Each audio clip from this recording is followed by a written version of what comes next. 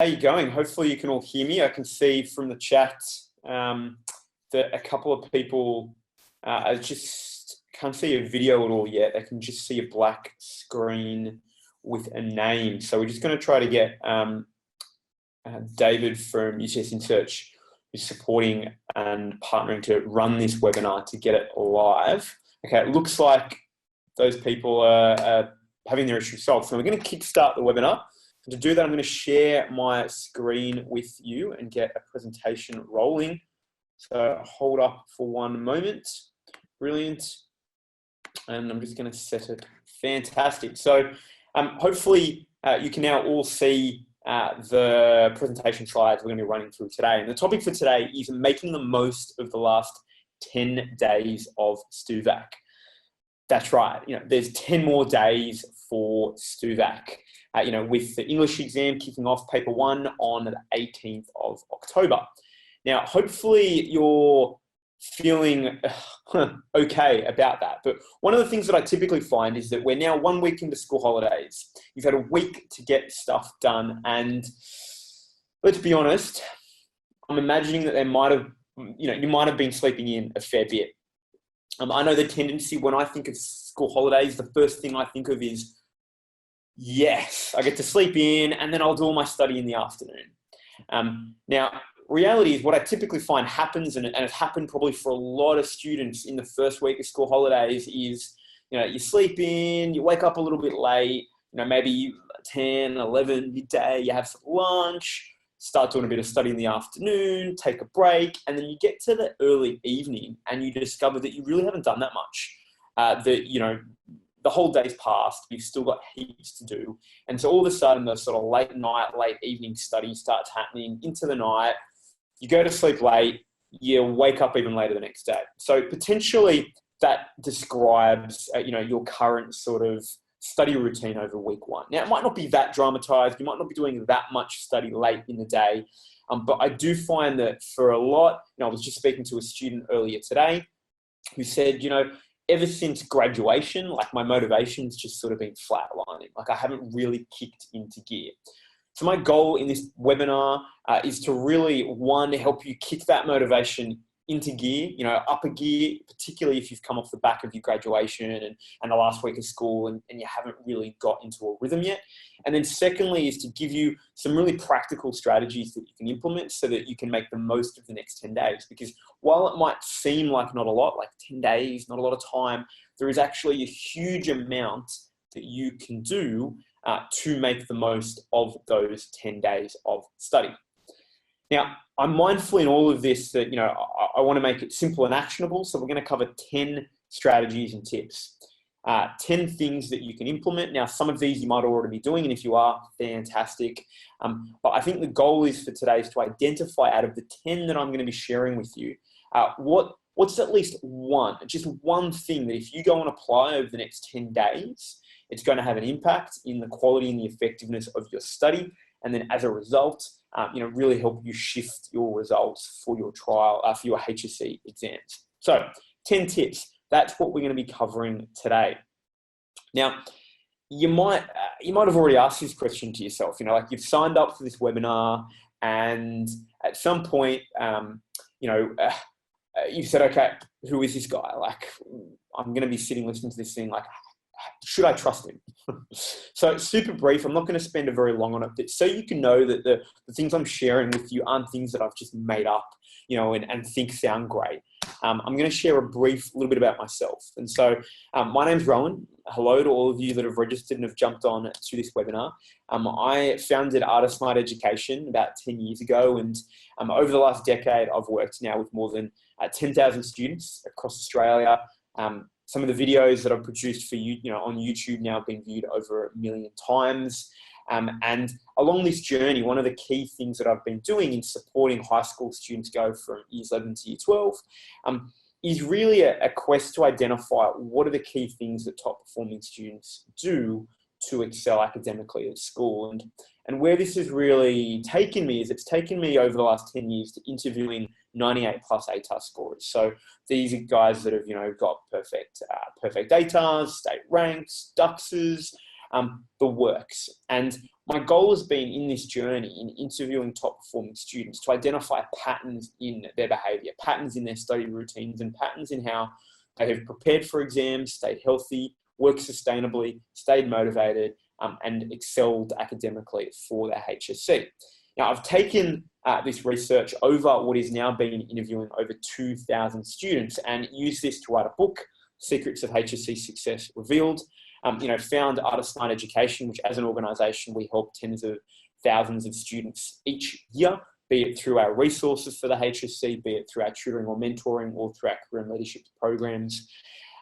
This isn't just research that I've done in a book and, it sounds good. It's also research that we've now used to support thousands of students significantly change their results for their HSC. So as you can see, on average, the students we've supported have improved their results by almost 2 bands. Now, I'm not promising that as a result, by the end of this webinar, you're going to go into your HSC and necessarily shift your results by almost 20%. Although I'll certainly say that the key that we're going to be looking at over this webinar is really smart things that you can do to work smart and effectively that top performing students have done that will shift your results and make a difference. And I think the key thing is that if other students have done it, top performing students, and then thousands of other students we've worked with to support, there's really no excuses for you. Like, this stuff's simple. It's just a matter of consistently applying it over the coming weeks as you move into your exam period. So let's jump in and let's dive straight into the strategies that we're going to be looking at. Now, the first strategy is a really, really powerful one, but it's so incredibly simple. I want you to forget for the next sort of 10 days, in fact, for the entirety of the rest of your STUVAC and HSC period for exams, I want you to pretend that you're not at school. You're not on holidays, that you're not on STUVAC. And this might sound crazy, but I find one of the common things, as I've shared, is that the sleep-in starts to happen and the day unravels and the quality of your work just isn't great as a result. And one of the simplest things that I found that top performing students do during their STUVAC is they actually pretend that they're not on school holidays. So yes, that does mean, that they're not sleeping until 11 a.m, midday, or 1 p.m. in the afternoon. They're pretending actually that they're still at school. Now, what does this mean? Well, it means that, they're waking up, whatever time, so long as they can start studying when school starts. Really, really critical. That's like a critical thing. Like the start time of their study routine is when the school bell would go. So if your school starts at, let's say, 8:40, you might normally have to wake up at 6:30 to get to school and all that sort of stuff because you're not having to go to school. You do get a bit of a sleep in still, so it's not all bad news.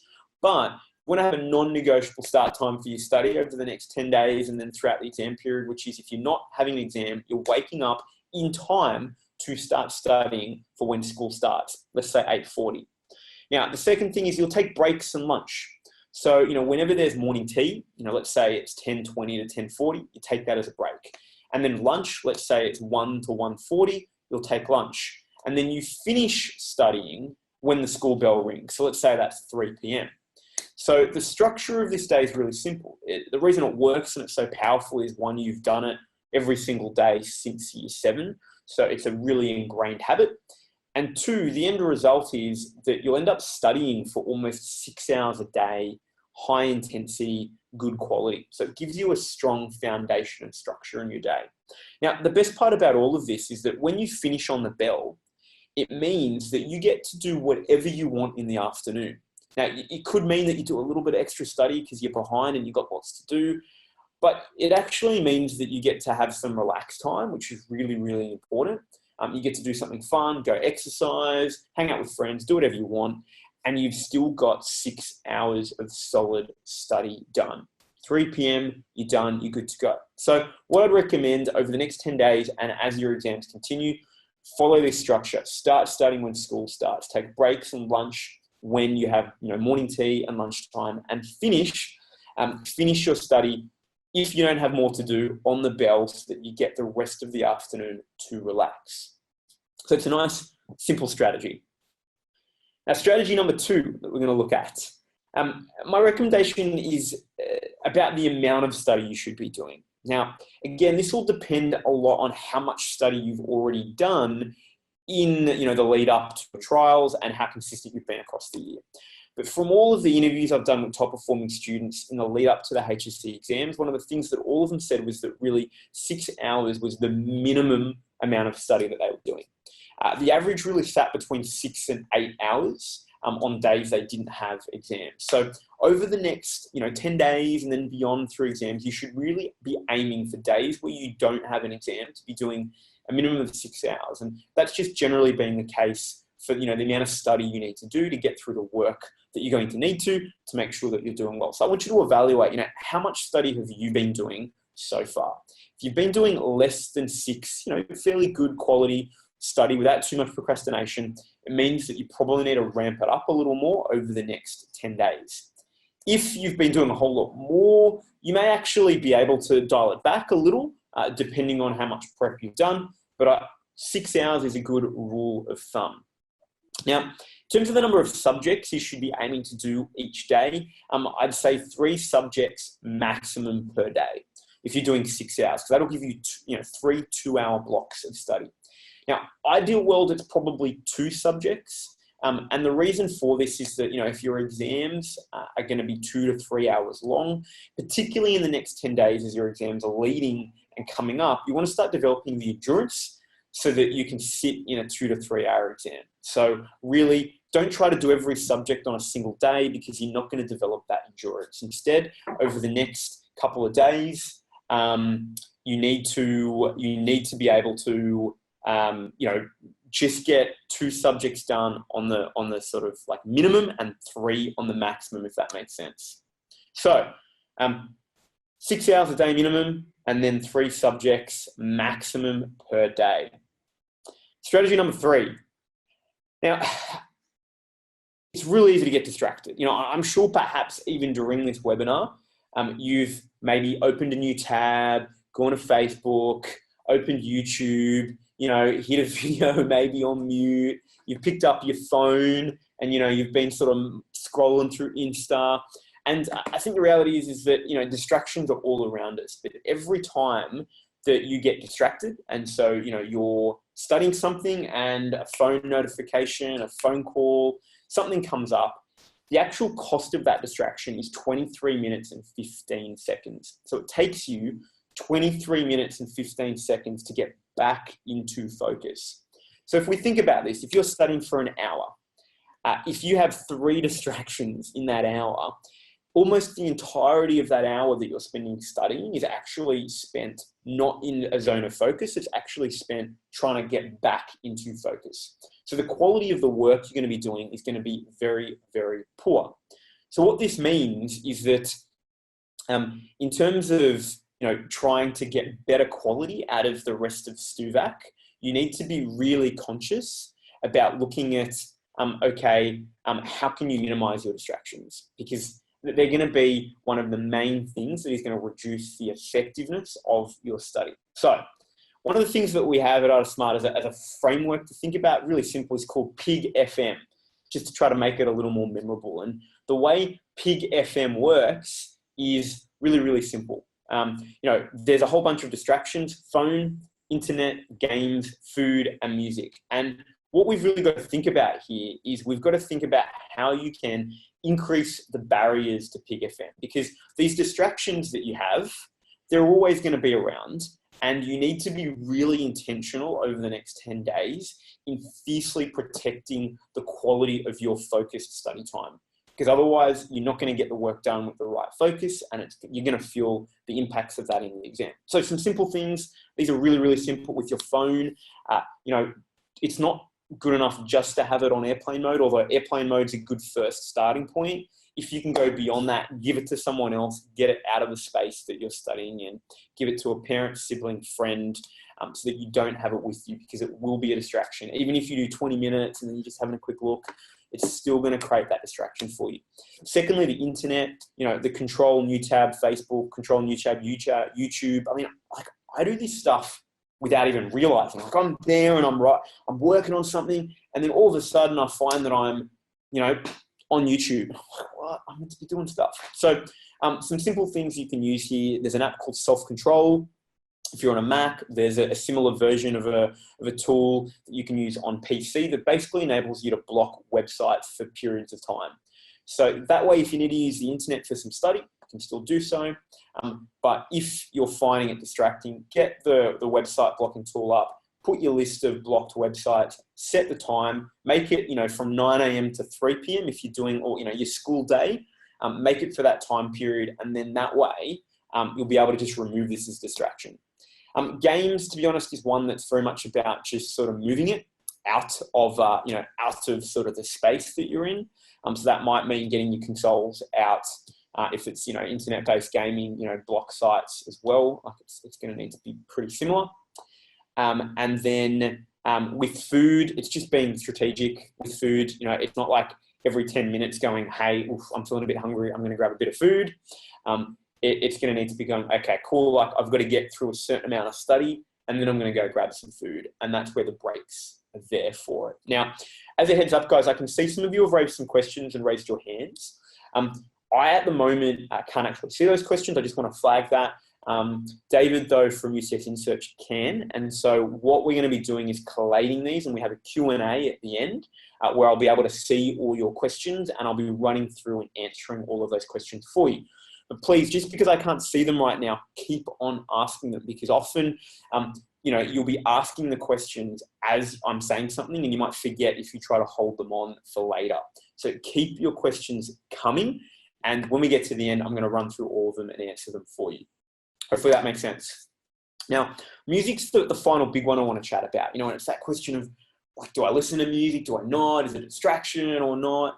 And I think the simple thing here is that music can be really powerful for your study, particularly for mathematics and the sciences, because you can get into a real rhythm with questions, just like if you're going for a run. Having music for those subjects can be good. Couple of caveats though. Number one, you want to typically have sort of high beat per minute, so it gets you in rhythm. Two, you don't want to have a lot of lyrics, because every time a lyric comes on and you start singing it or humming it, you sort of have broken the concentration zone and you're going to be fighting to get back into focus. So if you're going to listen to music, make sure that it's high beat per minute for your physics, chem, maths related subjects. Make sure it doesn't have a whole lot of lyrics, so you're not singing it. And really importantly here, make sure that you've got a playlist that's predefined, because every time, I do this, I have Spotify on in the background and a song comes on, I'm just like, I'm just not feeling this right now. I'll go over and I'll change it. And when I go over and I change it, what that means is my concentration and focus is gone again. So what I'd recommend is, if you're going to listen to music, get, there's like hour-long playlists. YouTube have loops of like study music, which meets this criteria of high beat per minute, sort of not a whole lot of melody in terms of singing that you can get caught away with, and it's looped for an hour or 2 hours or 3, so you don't change stuff up. Now you'll note I've been quite specific. I'd probably recommend not using music for English or the humanities over the next week, because it just does tend to get in the way from sort of a focus and a concentration perspective in doing good quality work. And both top performing students have found that, but also, the research more academically shows that it increases what's known as your cognitive load, which just makes it harder for you to process what you're actually needing to, which is the text and the writing in front of you. So for music, get long playlists if you're going to listen to music, to reduce the likelihood of it being a distraction. So that's how we're going to increase the barriers to peak FM. Now, there's a little side point to this, which is super simple, and that is I want you to implement a 10-second rule over the next 10 days. Every time you get distracted, you start feeling the urge to get distracted, and it's an itch, right? Like it comes on. You'll be sitting there, you're getting ready to study, and then you're just like, I want to do something. I want you to count to 10. Really, really simple. I want you to just pause and just go 1, 2, 3. You get the point, to 10. And the reason for this is really, really important. It's just trying to create a little bit of an intentional conscious delay before you engage in sort of habitual procrastination activities, right? So the Control F Facebook, so that you're not even realizing you're doing it, you're just doing it. And so what we're trying to get you to do here is to think intentionally and catch yourself, because often you'll find once you count to 10, the urge passes, and then you can come back in and stay focused. So whenever you're going to get distracted, First step, increase all your barriers so that it's harder to engage in the distractions over the next 10 days. And then secondly, if you do feel the urge, count to 10. Nice and simple. So strategy number 4 to make the most of the next 10 days. I think staying motivated is really, really important. And you may have already been finding, as I've shared, your motivation either flatlining or even diminishing. And, look, there's that whole idea that the HSC is a marathon, not a sprint. And, look, at times it's actually both. It's a sprint and marathon, but certainly right now it is about endurance. It is about being able to stay motivated over a consistent period of time, particularly over the next couple of weeks. So now's the worst time to see your motivation levels take a dip. So we've got to look at the same time while you're doing the 6 hours of study and you're recreating your school day and all the stuff that I've shared, we've got to also look at how you can make sure that your motivation levels stay high, which is really, really important. Now, one of the most important things that I would recommend is to engage in few, which is fun experiences weekly. Now, this might seem a little unusual. I'm saying, hey, you're a week out, you're 10 days out from your HSC, but you've got to have some fun. And that's exactly what I'm saying. The truth is that if you're only studying over the next 10 days and you're not engaging in something that you love, you will hit a wall. And I see a lot of students that happens with. They jump into STUVAC, they become like a Zen monk, they quit any extracurricular and they just focus entirely on their study. And the result is, that they get to sort of 3 or 4 days before their English exam and they're struggling really, really, really badly. And so you need to integrate some fun. The fun is actually the thing that's going to keep you going and keep you motivated. So, a quick way that you need to think about this is that you can't just go and have fun. I don't want you to go away and, just go, well, awesome, this Rowan guy said I should have heaps of fun. And so all I'm going to do is chill and then I'll do a bit of study afterwards. That's certainly not what I'm saying. You need to earn the fun. And so what I mean by this is that you've got to actually get your study done first before you can engage in something fun, right? Not the other way around. Like you wouldn't go eat the chocolate cake and then go for the run. You want to earn that chocolate cake. And so you'd go for the run first. So, to give you an example, what I want you to think about here is I want you to think about what are things that you love doing. Now, it could be Instagram, it could be going to the gym, it could be hanging out with friends, it could be, seeing a girlfriend or boyfriend, watching your favorite TV show. And I want you to identify how can you do that thing that you love every day. That's going to sound a little crazy, but I want you to identify a time that you can do it every day. And then you've got to set a goal for yourself, which is that you're not going to be able to do that thing that you love unless you get your study done. And this is why the Recreate the School Day works really, really powerfully, because it means that you get all your study done up until 3, and then you've earned the fun time that you get to do whatever you want, game, watch TVs, movies, gym, friends, whatever, each afternoon and evening. So it's a really powerful and simple structure. Now, to give you a story, Charles, who got a perfect ATAR, so 99.95, nailed it. He had a routine that he developed during his STUVAC and HSC exams, where he would watch a movie every single night. Now, he was a movie buff. He loved his movies. And so his goal was he'd earn the right to watch the movie. So he'd do the work during the day, recreate his school day, crunch through it, and then he'd watch a movie at night. Now, he did that all the way through his exams. So, the night before English, everyone else is studying, they're cramming, they're freaking out. Guess what Charles is doing? He's, at 8:30, he's putting on a movie, he's watching it, he's chilling out, and he's super calm, relaxed, ready to go into the exam the next day. So what I want you to think about is what's something fun that you love doing that you would love to do, but that you're also willing to put on the line. So what I want you to write down is over the next 10 days plus the exam period, what's the thing that you're gonna get to do, but only if you do your study. So I want you to write down no, study, no, and then fill in the blank, right? And then in the comments, because I know you can leave a chat, I can't see it, but I'll see it afterwards. I want you to actually put that statement in. I want you to put the statement in of like, great, no study, no Facebook, or whatever it is for you. Because I'd love to see it, and it's also a practical way that you're actually taking something from this webinar that you can actually put into place for your study. So we're up to strategy number 5. So for strategy number 5, one of the key things is that when you've only got 10 days left, there's actually not a lot of time. And so you can't do everything. I think, that's the reality. You're going to have to pick and choose key things to focus on, and it can be tricky to work out which things you should focus on. So there's a simple way that you can use that. You can focus and prioritize on things so that you don't get overwhelmed and study all this stuff that's not going to matter. And it's called the 80-20 rule. And the guy that I've got here on the screen is a guy called Vilfredo Pareto. He's an Italian economist. He's long dead. But what he discovered was a universal power law. And that was that things tend to fall into ratios. And a lot of things fall into the ratio of 80-20. So he realized this for wealth distribution, that 80% of the population only earn 20% of the income, or 20% of the population earn 80% of the income. Now, this has now been applied much more broadly, okay? It's been applied much more broadly across a whole lot of different areas. For example, roughly 80% of the population across the world live in about 20% of the cities. Now, it's also been applied to focus and prioritization at a personal productivity point of view. And what this basically says is that you'll typically get 80% of your results from 20% of the time that you spend.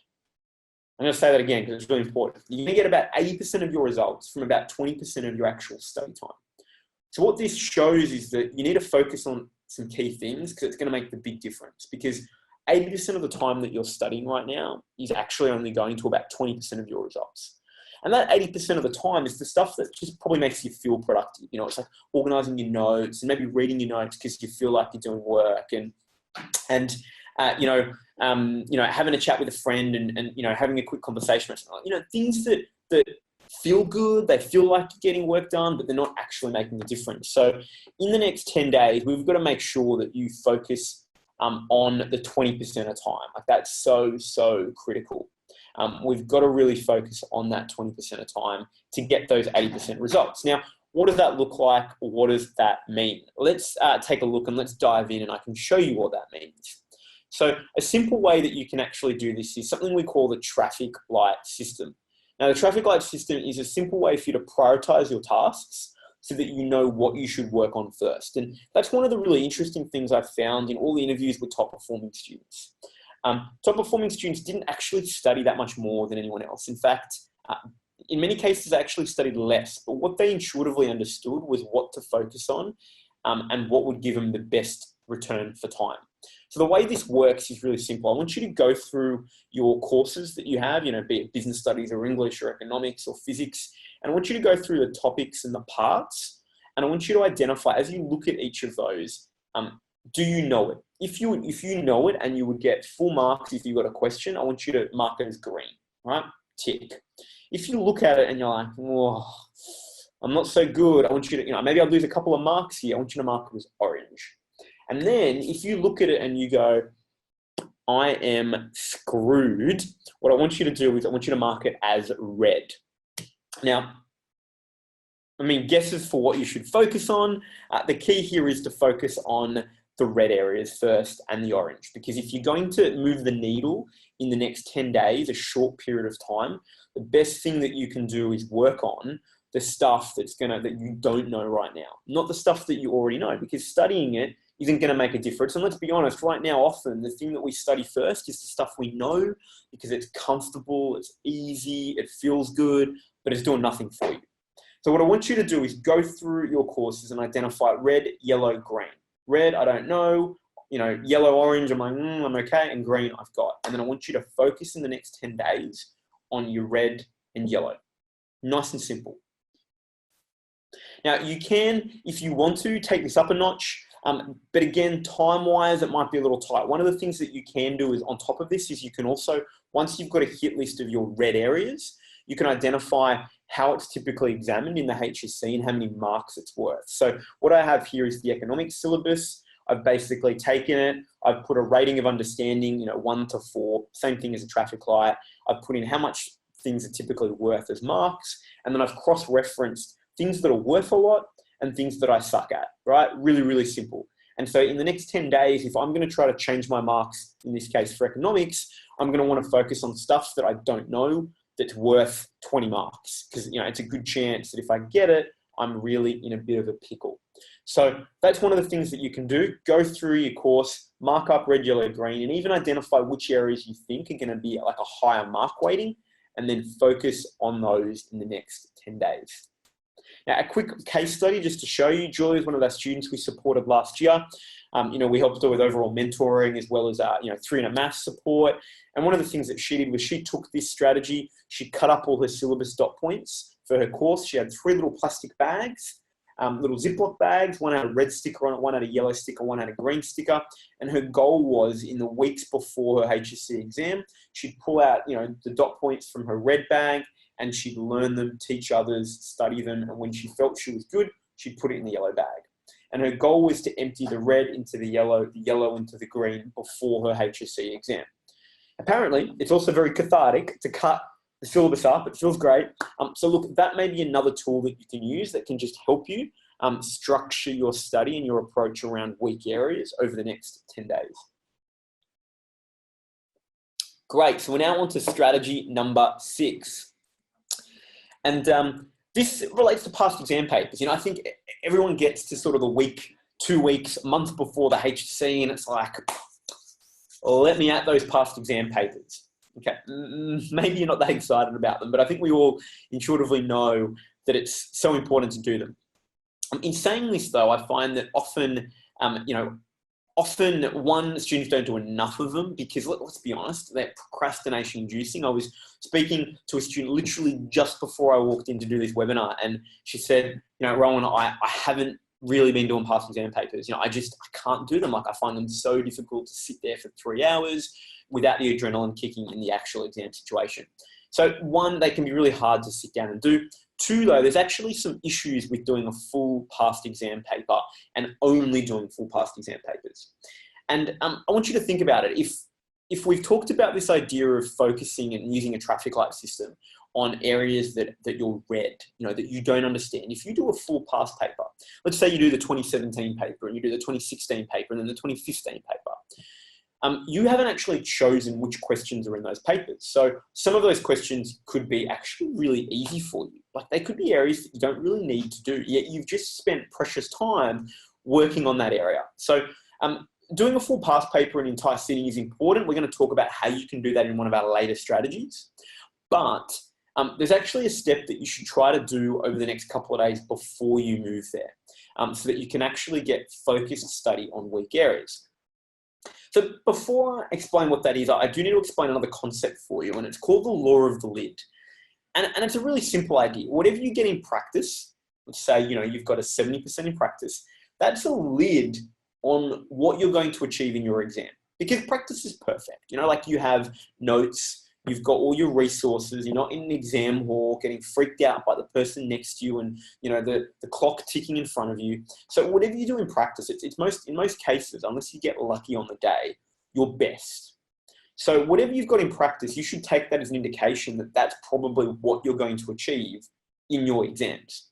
So, if you've got a goal to get, let's say, 18 out of 20, 90%, and you're sitting at a 15 out of 20 right now, what that should tell you is that right now the law of the lid says that you're not going to get anything more than a 15. In fact, you probably will get a 14 or a 13 just because, the exams are hard. So the goal over the next 10 days and then, throughout your exam period should be to systematically lift your lid so that your lid is just above what your goal is. So, if your goal was an 18 out of 20, you want to try to get, your lid to 19 out of 20 in practice. Because it means when you go into the real thing, you'll be able to, do well. Even if you drop a mark, you'll hopefully achieve your goal. So this is where practice papers can play a really important role. I find a lot of students just do them and don't really know why they're doing them. They just know that they should do them. And the role of practice papers is actually about to lift your lid. Now, how do you do this? Well, the first thing is I actually don't want you to do a full past paper in your first sitting. And now, look, this depends. If you've already done a whole lot of past papers, fantastic. I'll talk about a little bit more in a moment about how you can use the principle I'm about to share. If you haven't yet done a whole lot of past papers, you've only done 1 or 2, what I'd recommend is instead of continuing to do lots more of them over the next couple of weeks, I'd actually first get your traffic light system out, find all your red and yellow areas, and then go and get past HSC questions by topic. By questions that focus on your red and yellow areas. Because you're still doing past exam papers, you're still getting the exam technique in, but you're just focusing on the areas that you're likely to make mistakes on in the exam. So instead of wasting all your time in the 2016 paper doing questions 1 to 4, which are easy and you know how to do, this strategy enables you to work on past HSC questions targeting your weak areas. So always do them by topic, focusing on weak areas. Now, there is an element where you will need to do some past papers in full sitting from an endurance point of view, ideally. So really what you would try to do is try to, over the next sort of couple of days, or, ideally at least up to 4 days before your exams, for each exam that you might have throughout the exam period, try to do past HSC questions by topic on weak areas. When you're 4 days prior, then there's a special strategy that I'm going to recommend. I think it's strategy number 10. So hold on, where past papers in a full sitting become useful and valuable. So strategy number 7. So when you do a past paper, and for those of you that have been doing past papers already, which is fantastic, I want to ask, do you go and actually, do you actually mark your paper, first of all? Because if you don't mark your paper, your lid has stayed like this. It hasn't moved. Marking it is going to help moving it upwards. Now, if you mark it, my next question is, do you actually retake the question that you got wrong? Or do you look at it, look at the answer, look at the question, look at the answer and go, cool, I got it. I know how I'm going to get this right next time. Now, the reason I want to ask this is that that's basically the same as, if let's say you're a basketball player, but this applies to any sport or dancing or music. It's a broad reference, but let's just use basketball because it's easy to visualize. If you're a basketball player and you played basketball on the weekend and you kept on screwing up, your shots from the sort of 3-pointers, let's say, so your 3-point shots were horrible. Is it simply enough to watch yourself on video missing those mistakes and identifying, well, that's how I could have got them right and improved? I think intuitively no, that's sort of a joke. It's like just watching yourself improve. Maybe we'll improve it a little bit, but it's not going to move the needle enough. And that's sort of what you're doing if you don't actively, when you mark your papers and find your mistakes, actually work to rework those questions. Now, taking this analogy a little further, similarly, if you then go to training and your coach says, great, we've got to work on 3 points because you all sucked, is it simply enough to take one shot, get the shot in and go, awesome, I'm done, I don't need to practice this anymore? Of course not, right? It sounds, again, ridiculous to assume so, yet in most of the cases, that's what exactly happens when you do a past paper. You do a past paper, you mark it, you look at the answer, you look at your response, you go, great, I got it right, I got it wrong, move on. Sometimes you might actually redo the question. Fantastic, but that's still not enough. To move your lid as quickly as possible in the next 10 days, I want you to think about a really simple mantra, and we call it the double down on mistakes. Every time you make a mistake in a past paper, that's a really good indication that you're going to make that mistake again in your HSC exams. And if you're going to improve your marks, you want to minimize those mistakes. So the simple thing that you're going to I'm going to recommend that you do is every time you make a mistake, I want you to go and find 2 similar questions on the same topic. And I want you to work on those similar questions, applying what you've now learned. Because what this is going to do is to really embed and reinforce for you how to get those questions correct and how not to make a mistake. So if you're doing past papers and you've already done a whole heap, go back, use them to identify where are the things that you were making mistakes in, and then double down. Every time you do a HSC topic question, a past paper by topic and you get it wrong, use the same philosophy. And every time you do a full paper, if you're going to continue to do full papers, every time you make a mistake, double down on your mistake. So simple. And if you think about it, if you were not going to do this for anything else, sport, dance, or music, people would look at you like you were crazy. So don't be that crazy person for school. So strategy number 8. Full past papers are important. I'm not trying to persuade you and say, look, full past papers are rubbish, don't do them. They just have a place. And I think it's understanding that, and it's an understanding when and how you should use them. So hopefully I've been able to communicate with you and you've got a good idea of, okay, I get focused on weak areas because doing a full paper in its own is going to disproportionately mean I work on weak areas. There is a role though, and really in the sort of 4 days, maybe you stretch it to 5 days before an exam. My recommendation is you work on 3 past papers at a minimum. You do full 3 past papers, rule of 3. And there's a reason for this. And the first time you do that past paper, you do it open book. So you do the entire paper, and it's about making sure that you're getting everything right. It's trying to build confidence, number one, but also whatever you do in that paper, you're going to be locking into your brain. So we want to make sure that you're locking in from a memory point of view, great information. So I want you to start doing it open book for the first paper. Now, do it always with a timer, so important, so you're recreating the exam conditions. The second time you do the paper, a different paper, don't do the same one over and over again, do a new exam paper. I want you to do it partially open book. So, close all your books, work on it. If you get really, really stuck, take a sneak peek, come back. Again, because we're trying to help you to get everything right, we're trying to systematically ensure that your lid is really, really high. The third time you do this past paper with a timer, I want you to do an entirely closed book. It's like the real exam. Now, the point of this is that we've hopefully, across this strategy of doing past papers by topic and then rule of three, we've hopefully built your lid to a really, really strong point. So you should nail that final paper and get a really great result. If you don't and you make mistakes, that's a really powerful indicator of what you need to be doing the day or two before your exam.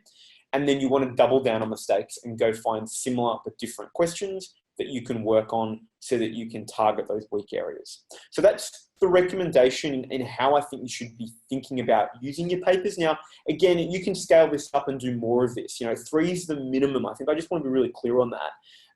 You might find that you do it a little bit earlier and you do 5. You might do it even earlier and you might do 6 or 7. But I think make sure that you've done some questions focusing on weak areas first, because that's going to be so important so that you actually focus on what matters. So strategy number 9. Now, let's be honest, over the last week when you've had to do some study, I want you to just put a little in the chat again, so we get a bit of interaction here. I want you to be honest with yourself and with me. How much or how often, let me rephrase that. I want you to just answer like whether or not you did this or not. Does that make sense? I want you to answer whether or not over the last week, as part of your study, you pulled out your notes or exercise books or essays or textbooks and you just read it over and over again. Like you're trying to read it and read it and read it and read it to build memory. Did you do that? And if you did that, I'd love you just to pop it down. Now, it might not be the only thing that you did. I'm hoping it's not the only thing you did. But if you did do it, I'd love you to just pop down as a comment like, yep, that's one of the things I've been doing over the last couple of weeks as part of my study.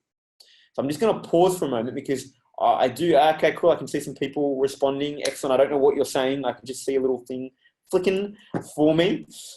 Great. So now the reason I'm asking you about that and getting you to sort of self-reflect on it, right, is because we've also got to think about if you're studying over the next, couple of weeks, we've got to make sure that the way in which you're studying is going to maximize your memory retention, really, really importantly.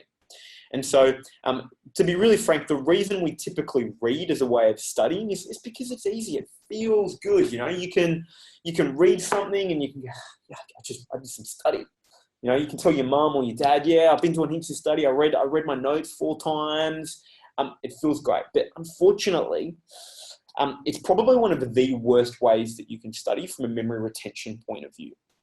So what I'm going to show you quickly here is memory estimation rates after a 2-week period for different types of study. And we can see that at the top of this, this diagram, reading has a 10% memory retention rate. Like, it sucks. It's really, really, really bad. Where at the bottom, we've got 90%, and that's things that we say or do. So doing a dramatic presentation, simulating the real experience, doing the real thing. So the reason past exam papers are so powerful from a memory retention point of view is because you're doing the real thing. So over the next sort of couple of weeks, and particularly the next 10 days, we've got to focus on the stuff that's related to the bottom, right? That's going to give you the most return for your time. Now, the first one that we're going to look at here as part of this strategy is rewriting. And the reason this is really powerful is because ultimately doing the real thing, if we go back to this diagram, like every single exam that you have to do, short of it being a performance, you're going to have to put pen to paper and write. So there's a key element here in terms of building memory. The second reason is that memory is also about repetition. The more times you do something, the better it is. And if you read something, we've all done it before. We've all picked up like a book and we've read it and we've got to the bottom of the page and we've said, what on earth did I just read? I completely zoned out. And then you probably went, oh well, and turned the page. So the act of rewriting, all I'm talking about here is never only reading, because reading we can just zone out. It's always writing. So that means getting your notes out, getting an exercise book out, and then as you're reading, writing out on your exercise book the key pieces of information. Now, this could be using diagrams, flowcharts, pictures, hierarchies, whatever you feel. It's just putting pen to paper. And as you're writing stuff down, I want you to pretend that you're teaching someone, because it's going to actually influence and shape the information that you actually put down on the paper, right? And in a way that's going to be critical for memory. Now, the reason this is powerful is that it means that you've got multiple levels of repetition. You read it, think about it, write what you've written, read what you've written, 3 to 4 levels of repetition verse 1. Now, the point of writing isn't to create summaries of summaries of summaries, though. So I'm not talking about, writing it up all beautifully. The point is purely just from a memory building point of view. So you may never read that again. In fact, when I went through, high school, I went through law school, one of the things that I found was that, I had piles of exercise books and I'd just basically read, write, and I'd never look at it again afterwards. My writing was horribly messy as a result, but it was the act of writing and being active so that I wasn't going into autopilot that was really critical. So over the next, 10 days plus, whatever you do, don't just read, put pen to paper. Now, there is a threshold point, and it's the rule of 3, repetition. When I spoke to top performing students, they went on and on and on and on about the importance of writing and rewriting. And I asked them, well, how many times do you do this for? Is it once enough? Is it twice enough? And they all said that, look, 3 was the magic number. It was the magic point at which, once they did something 3 times, it just sort of clicked. Less than that, memory not so good. More than that, fantastic.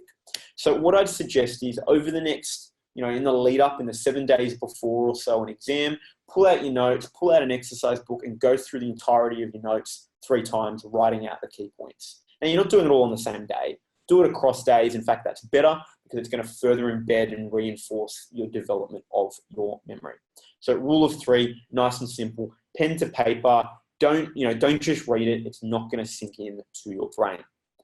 Now, the final strategy, and then we'll have some Q&A and so forth. So sit tight. The final strategy is to teach others. If we go back to that cone of learning and that memory estimation, giving a dramatic presentation was one of the highest rated from a memory retention point of views types of study. And I also found when I asked this question to top performing students, and I said, what was the best way for you to study? One of the things that I typically saw time and time again was they say, it seems weird, but teaching other people is so incredibly effective. Now, there's a reason why. Hopefully this GIF will work for you. And you can see, this is Ted from How I Met Your Mother.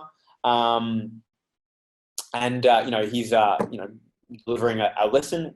What's Ted receiving here, right? He's doing something and he's receiving something.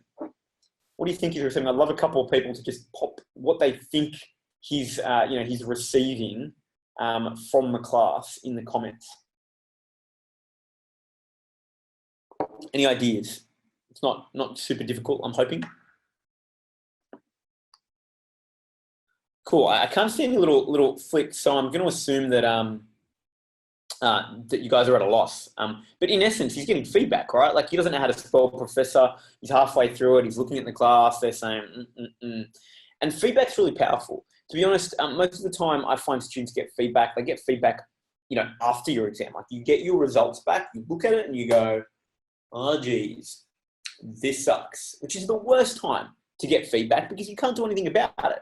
So this is your last set of exams. We want to get feedback before you go into the exam, not afterwards.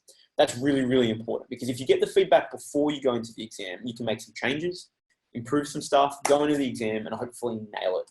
So, the way in which you need to do this is to teach other people because teaching other people exposes you to feedback. You can teach something and instantaneously, immediately, they're going to look at you and say, I did not get that, right? Or that didn't sound right, or that was BS, or you made that up, or wow, that was amazing, and what about this thing and this thing and this thing? So teaching others accelerates your feedback loop. Now, sure, you can get feedback by giving, your essay to a teacher to mark, or, you can get feedback by going through, the answers from a past paper. But these take time. They take a lot of time, and often you won't do them as enough as you need to. So teaching others is a way that you can rapidly accelerate your feedback. So over you know, the next couple of weeks, really, you should be trying to teach someone every single day. Now, how can you do that? Tom, you know, clearly, I mean, he did exceptionally well. I didn't know you could actually do that well. And Tom was one of the students that we interviewed. And Tom, you know, he had a simple strategy. You know, it was he would teach himself if he could. He'd look in the mirror and just pretend to give presentations. So that's one thing you can do, is, you know, start teaching yourself and giving presentations around your house. Secondly, though, he volunteered to help any of his friends. So he'd do a lot of study groups, a lot of, you know, sort of peer-assisted groups to tutor his friends in the subjects, even right up to the exams. So if you can find a friend, pair up with them, and, you know, set some times and say, well, okay, I'm going to teach you topic A and B, and you're going to teach me topic C and D, and then we're going to switch. So pair up with friends. And third, get your family to actually quiz you. Give them your notes, give them the dot points, and say, ask me questions, and do this every single day, even if it's half an hour, because it's going to be some of the most effective study that you do in the entirety of that day. So it's really, really powerful. So 10 strategies. Let's pull it all together really quickly. I'm going to rip through what those 10 strategies are so you can see them on the screen. And then I'm going to ask you a question, and then we're going to go into some Q&A. So the 10 strategies. Number 1, recreate your school day. Pretend you're still at school. Start studying when school starts. Have lunch and recess when you have lunch and recess, and finish when school finishes. Number 2, minimum of 6 hours study a day and a maximum of 3 subjects per day. Ideal world is to aim for 2 subjects a day so you can get focused study and build your endurance. Number 3, increase your barriers to distraction: phone, internet, games, food, and music. Remember, you know, phone and internet, you know, put them out of sight. Use blocking websites. And for music, make sure that you've got long playlists so you're not changing the tune all the time. And then there's a 10-second rule there. When you get the itch, remember, hold for 10 seconds, count it out aloud, and then come back into focus. Number 4, you know, you made a commitment, and a bunch of you made the commitment here on the webinar, which is fantastic. No study, no whatever. You get to earn your fun time. So fun's going to be really critical over the next couple of weeks to staying motivated. So get your study done during the day. And if you get it done by, you know, 3 p.m., you've done your 6 hours, you've earned the right to have fun. So identify what that's going to be for you. Number 5, a traffic light system. Remember, go through all of your course, identify your red, your weak areas, your yellow, your okay areas, your green, your strong areas, and then focus on your red and yellow areas. Don't waste time on your green. Focus on the stuff that matters most. Number 6, remember that the point of practice exam papers is to lift your lid. Your lid is your current mark. Whatever your mark is that you got in trials or your most recent marked exam paper, that's probably the max you're going to get in the exam. And do HSC papers by topic first to focus on those weak areas, to lift your lid strategically. Because if you do a whole paper in one sitting, you're going to work on easy areas. Number 7, I want you to double down on mistakes. Every single time you make a mistake, remember, looking at it's not going to change your results. Doing it once isn't going to change your results. You've got to do it a couple of times. So every time you make a mistake, find 2 similar but different questions. Number 8, you've got to do full pass papers. They're important. They're going to help you build endurance. I want you to do at least 3 minimum over the coming weeks. I want you to do the first one open book so that you lock everything in and you get it right. The second one partial, so you're starting to build your lid. And the third time you're doing it closed book, like the real thing, and you're using that to evaluate what mistakes have you made, where is your lid currently up to, and then you're doubling down on mistakes. Number 9, remember that the best way to remember things is not to read it out. You've got to write pen to paper, really, really critical. Rule of 3, pull out your notes, get your exercise books out and start writing stuff out 1, 2, 3 times, pretending that you're teaching someone every time you're doing it. And then number 10, the final one is teach others. You need to accelerate your feedback loop in the next 10 days. You need to get that feedback loop happening now and not after your HSC exams when you can't do anything about it. So get your parents to quiz you, get a friend to quiz you, partner up and peer tutor any of your friends that need help. It's going to be the most effective way for you to get that feedback and really boost your memory. So 10, I'm going to leave these on the screen. I want all of you that are on this webinar, I want you to put down in the chat, what's the one big thing that you're going to, out of these 10, and I hope you do more than one, right? That's my hope. But if you only do one, you've made your time worthwhile, you've made my time worthwhile, and UTS Insearch's time worthwhile in organising this webinar today. So I want you to write down, what's the one thing you're going to go away and implement this week, right? Pop it down in the comments. I love to see what it's going to be. And it's also for you, right? Hopefully a bit of accountability, right? A bit of accountability so that you've got something that you're going to go away and apply. So one big thing, I'm going to jump in a moment and take a look at it. A couple of things I just want to highlight before we move into Q&A is, look, if you need more support, so you found this helpful and you went, awesome, like I've actually got some really good strategies now, I want to apply them. A couple of things. Number one, we're running a webinar next Thursday, actually on Thursday this week, the 11th. And it's going to look at the 7 days before HSC English. So today was like a broad perspective, right? It was broadly, not subject specific. What do you do across all your subjects to make the most of it? Next Thursday, this coming Thursday, this week, 2 to 3 p.m, I'm going to be diving in and looking specifically at, for English, what do you do the 7 days? And we're going to look at a day-by-day plan of attack. So it really is going to be something that's going to make a huge difference for you, particularly if you're freaking out already a little bit about English. If you go to that link there, and I'm sure we'll be able to put that link in the chat for you as well, which will go to UTS Insearch's Facebook page, you can actually register for that webinar so that you can jump on and get that 7-day plan and that support around prepping for your HSC English Paper 1 and Paper 2 on the 18th and 19th of October. So jump in and get that and register for that today. Now, just to flag, today was made possible, guys, by UTS Insearch. Just want to highlight that.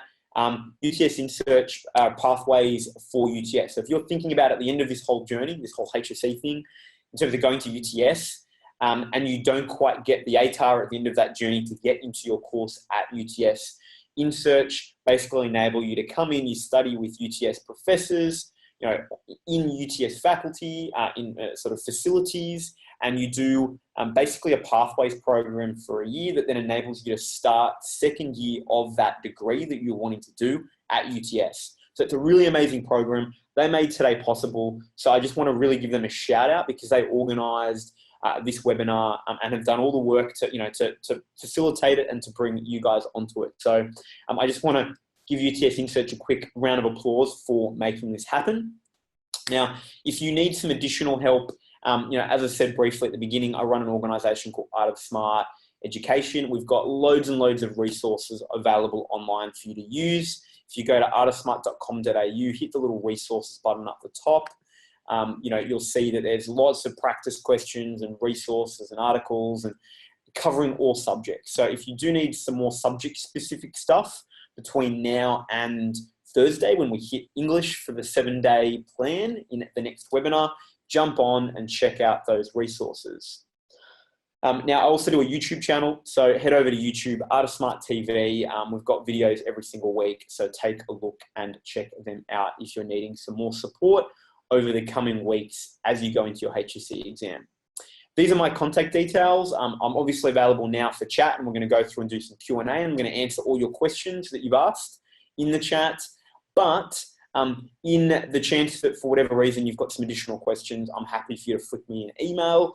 In most cases, I'll just direct you to a resource that either one of our team has already created, an article or a video, or I'll direct you to a resource that UTS Insearch have created as well, because they've got also a lot of great resources that are available in supporting students thinking about the journey into university and particularly how to get there if you're interested in UTS. So if you have any questions, feel free to send me an email.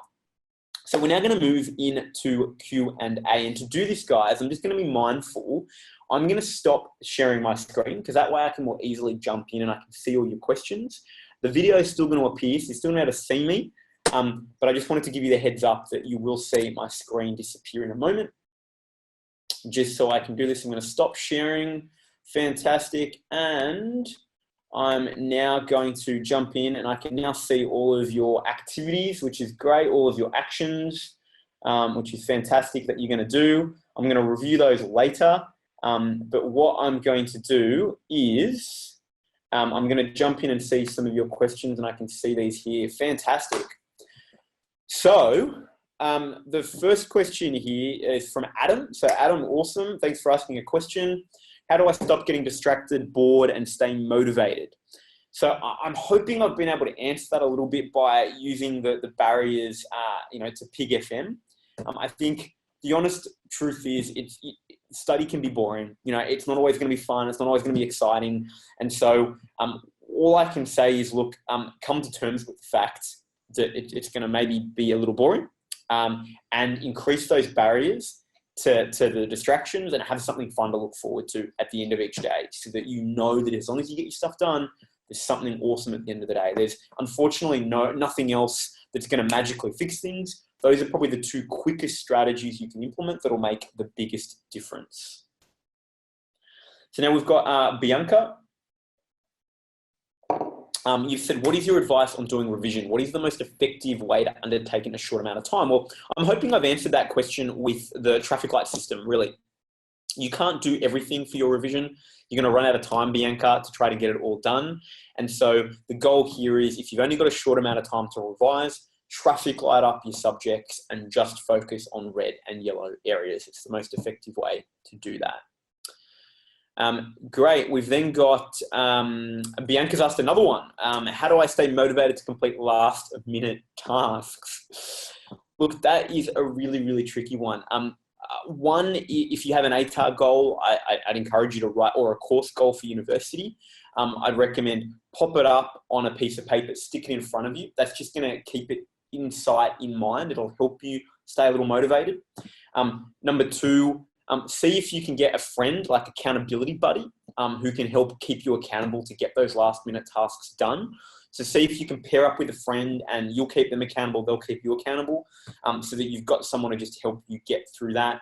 See if you can partner up with a friend to work on the task, just to make it a little more social, so that you can get through it a little more effectively. Great. We've got Adam has asked another question. How do I find questions for specific topics easily? That is really, really tricky, to be honest. One of the things you can do is, in the Excel books that aggregate all of the HSC exams for you, at the front, a lot of them have like an index, which will show you basically for each topic the questions and the paper it's in. So that's probably the most effective way that you can identify questions for topics easily, is use a book like that. There are some things available online if you do a search HSC questions by topic that have also sort of grouped the questions so that you can identify which questions are which. So that would be my recommendation for you, Adam. Cool. So we've got a couple more. I'm gonna answer George's one. Adam, I know you've got a bunch of others. I'm gonna answer some of those afterwards. Adam, sorry, George, you've asked, can you recreate your school days on weekends? Yes, you can. You certainly can. Now, in saying that, this will depend a little bit on what your preference is. I know some students prefer to study and do longer days Monday to Friday. So they might do a school day and then add a couple of extra hours, and then they'll take some of their weekends off, like maybe earn Sunday off. So they'll do another school day on Saturday, take Sunday off. Others prefer to do like every day school days and finish at 3. So they do Monday to Sunday, and they get each afternoon off. That's going to depend on what's going to motivate you more. Personally, like I often found I was more motivated to just get the days done, do slight, like finish. I often, just how I work, I would do the school day and then a little bit more, and do that Monday to Saturday, and then I take Sunday off. So I get a bit of both. So you've just got to decide what's going to work for you, George. I've got an anonymous question here, which is a good question. How important is exercise during STUVAC? And this is a great question. It's really, really important. Exercise has a whole lot of research has been done, and it shows that it improves your focus, your concentration, and your cognitive performance. So your ability to think and perform in exams. So one of the worst things that you can do is stop exercising. It's actually going to mean that you're not going to perform intellectually and academically at your best. So I'd certainly recommend trying to do some exercise. Now that doesn't need to be like crazy amounts, but I'd certainly encourage you at least 3-4 times a week, get out there, go for a walk if that's it. A run or gym, fantastic. Another simple thing is just to do some body weight. It might be a pull-up bar and some push-ups. Try to get some physical exercise in. It's going to get the blood moving around your body, and it's going to help you cognitively perform more effectively in the exam. So you're going to be your synapses in your brain are going to be performing much better. So exercise, so key. We've got a couple other questions here. Adam has also asked, with the rule of 3, should you apply it to the same past paper? No, you should definitely do it for different past papers. It's not about rote learning, memorized answers for the 2017 paper. It's about exposing yourself to different papers, building your knowledge as you go, and then using the final paper to test you. So hopefully, Adam, that answers your question. You also had another question that's come through from an anonymous attendee, which says, what would you suggest I put in my application for UTS to give me a better chance of getting into my course? Can be early entry or after I receive my ATAR. So look, that's a really broad question because I think it's going to depend to an extent on which course you're applying for and the early entry requirements for that course. What I'm going to do though is I'm going to leave that question there. If you have a particular course in mind, whoever asked that question, if you could pop it in, that'd be amazing. And then what I can do is I can get one of the UTS team to be able to respond because they're going to be able to help you more specifically on that question.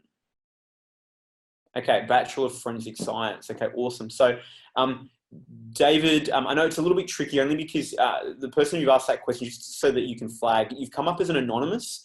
So I don't know I'm not sure, Dave from UTS might be able to chat with you directly. He might not be able to. So I just want to flag that we do want to try to give you an answer for this. It just may be, and Dave's just said he's going to try to organise it for you now as well. So another question that's come through is, should you still read your textbook or notes or just write your summaries down?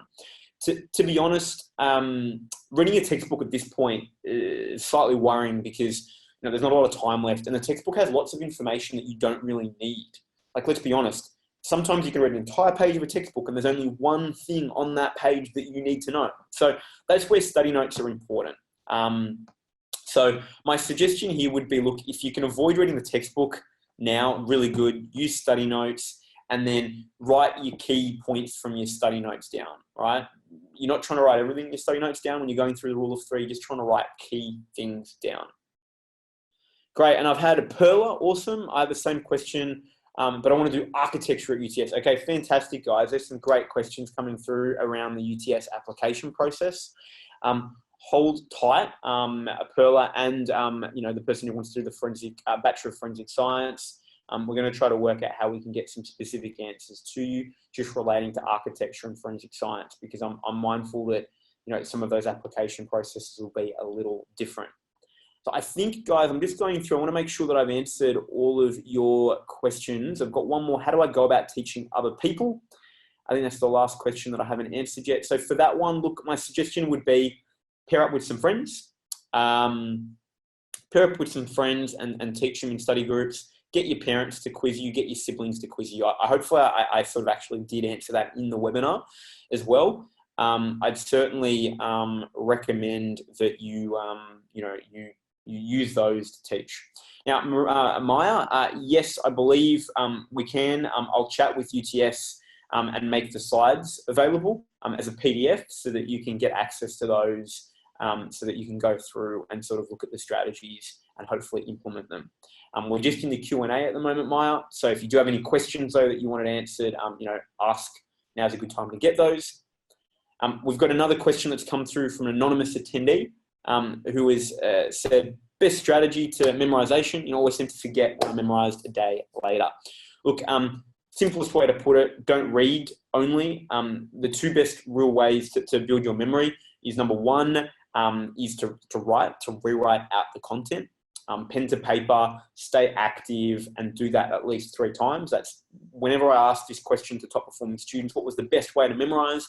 They said time and time and time again, write, and rewrite as much as you can. And then the second best way is going to be to teach someone.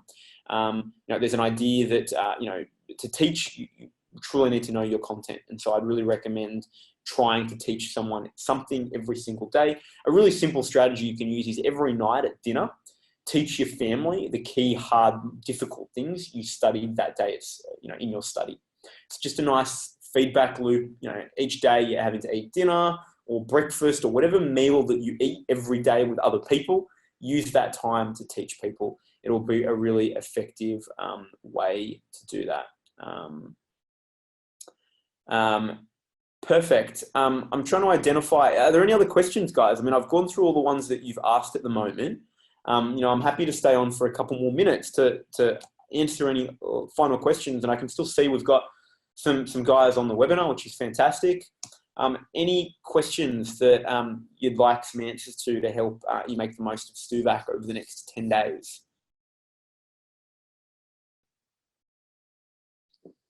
It looks like I'm just gonna wait in case someone's madly trying to type right now and they're struggling. Awesome, we do.